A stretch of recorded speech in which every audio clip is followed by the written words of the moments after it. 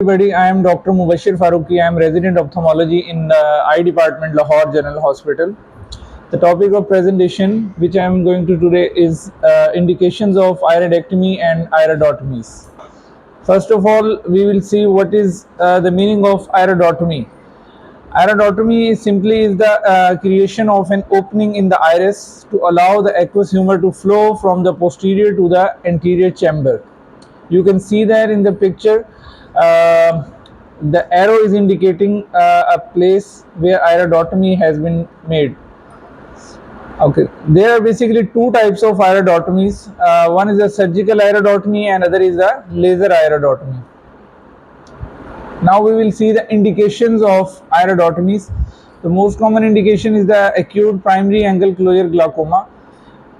Before performing laser peripheral iridotomy, patient experiencing acute primary angle closure glaucoma should receive aqueous suppression to lower the IOP, to relieve the symptoms and to improve the cooperation and visualization of the ocular media in order to safely and effectively apply the laser beam.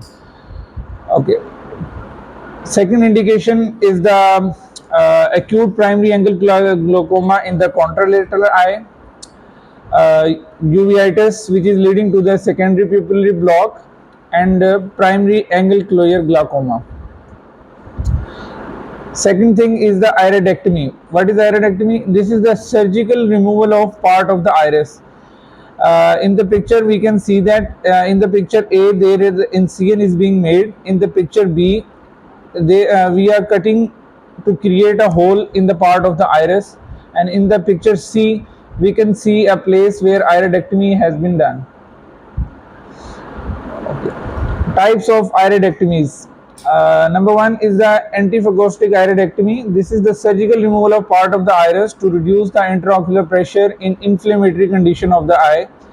Second is the basal iridectomy,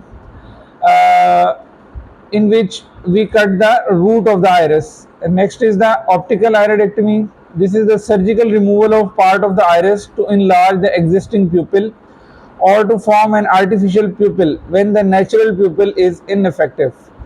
Next is a peripheral iridectomy. This is a surgical removal of portion of the iris in the region of its root, leaving the pupillary margin and sphincter pupillary muscle intact. Okay, now we are going to see the indications of iridectomy.